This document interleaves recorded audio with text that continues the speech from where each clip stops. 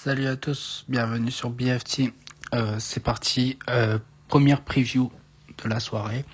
Là, le match il est en cours, mais de toute façon, je pense qu'il y a il y a 2 points d'écart, donc en vrai, je vais même pas du tout être influencé par ça. Alors, j'avais déjà mon avis. euh, Cleveland Cavaliers, Toronto Raptors. C'est parti. Alors, pour moi, en fait, déjà, pour commencer, j'ai des gros doutes sur Cleveland. Ok, le recrutement de James Harden est pas mal. Donovan Mitchell est capable de te faire des gros matchs. Mais en face, c'est les Raptors. Moi, je suis pas convaincu déjà par la paire Evan Mobley-Jarrett Allen. Pour moi, c'est... Je sais pas. Il y en a un qui est très bon en défense. Evan Mobley, il a déjà été défenseur de l'année. Mais voilà, Jarrett Allen, quand les playoffs arrivent, bah lui, il disparaît. Voilà, donc très compliqué. Côté Raptor, grosse saison. Surtout au début de saison, ils ont été dans le top 4 pendant un bon moment. Bon, après, la deuxième partie de saison a été un peu plus compliquée. Mais en fait, ils ont des joueurs assez complets et assez relous à attaquer sur eux et à défendre sur eux. Scotty Barnes, énorme. Si Victor n'existe pas, il est Deepoy. Je pose ça comme ça, mais Victor a fait tous ses matchs, donc il sera Deepoy. Et j'en parlerai dans mes awards de fin de saison.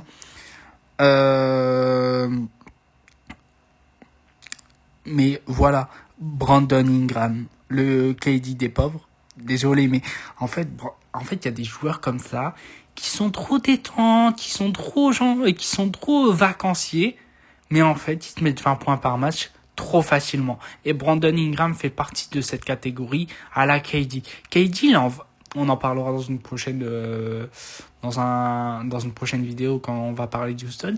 Mais KD, il est en vacances depuis le début de sa carrière. KD, c'est un vacancier. Il est trop détente, mais 30 points par match. Parce qu'il est trop fort, il est trop facile. Et ben Brandon Ingram, à moindre mesure, j'ai la même impression avec lui. J'ai l'impression que ces mecs, ils sont un peu blessés, ils sont un peu fragiles, etc. Mais ils peuvent jouer jusqu'à 80 ans parce que trop talentueux, parce que trop facile, parce que voilà.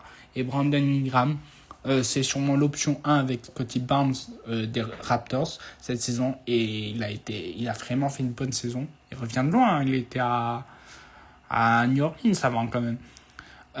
Mais trop fort, franchement.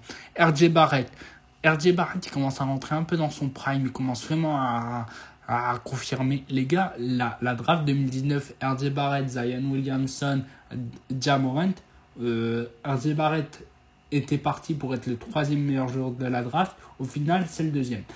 C'est le premier, pardon. Deuxième. Pas du tout le lapsus révélateur. Mais bref, voilà. Donc, pour moi, je vois, en vrai, les Raptors, je les vois battre les Cavs dès le premier tour. Hein. Peut-être que je suis fou. Hein. Après, ne me suivez pas. Hein. On voit, moi, les pronos, ça fait 2. Mais pour moi, les Raptors vont être bien relous. Hein. Pour moi, je vois un 4-2 pour Raptors. Pour les Toronto Raptors. 4-2. Je pense que les Cavs peuvent gagner des matchs sur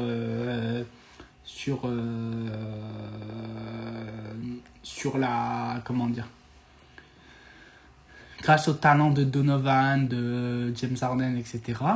Mais en fait, les Cavs, ça fait 2 ans, 3 ans où c'est soft, où il y a l'excuse des blessés, où en fait Evan Mobley se fait manger, où Jarrett Allen se fait manger. Et en fait, s'ils passent ce tour contre les Raptors, parce que moi j'estime qu'ils vont créer la surprise, les Raptors, ben derrière, ils vont se faire éliminer par le prochain. Donc pour moi, les Cavs, je sais pas. Je suis pas fan de cette équipe. Je suis pas fan de la construction de cette équipe. Tu dois casser le duo Mobley, Jarrett Allen depuis bien longtemps, mais tu le fais pas. Je sais pas. Le recrutement de James Harden, c'est un peu le recrutement de la panique, le recrutement de la dernière chance. Pour moi, Kenny, Watkinson, au pire, j'ai oublié le nom, Watkinson. Ouais, c'est Watkinson. Bref, Le coach des Cavs, ça me terrifie d'oublier les noms comme ça. Le coach des Cavs, il a fait une énorme saison dernière régulière. Cette année, c'est encore beaucoup plus compliqué. Mais en fait, pour moi, le recrutement de James Harden, c'est vraiment le recrutement de la panique. Est-ce que c'était vraiment le joueur que tu avais besoin? En fait, c'est ça le truc. Parce que y en a, ils taillent Garland, mais James Harden est meilleur offensivement que Garland. Défensivement, il est pas meilleur. Hein. Et Garland, quand il est pas blessé, il est quand même All-Star. Il a été 2 fois All-Star. Donc, je sais pas. Je suis pas fan du tout de cette équipe. Bon, après, ils ont récupéré Kenan Ellis. Ils ont Jalen Tyson qui s'est révélé. En vrai, c'est pas mauvais. Mais je suis pas convaincu du tout par cette équipe. Et je pense que Orlando, malgré...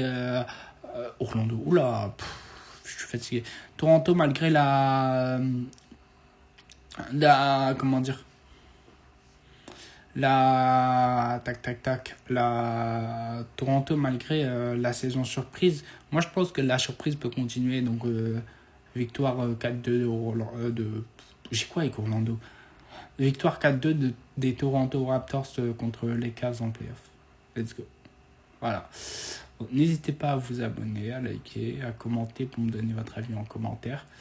Et voilà, et désolé de la sortie tardive encore de cette vidéo. Je m'occupe de faire tout de suite Nuggets Wolves. Comme ça, je le fais avant que le match commence, parce que là, j'ai déconné, j'avoue. Mais voilà, n'hésitez pas à liker, à commenter pour me donner votre avis en commentaire si vous connaissez un peu en basket ou pour me poser des questions ou quoi, je répondrai. Et à partager pour attirer plus de monde sur la chaîne. Voilà. Salut, à tout de suite.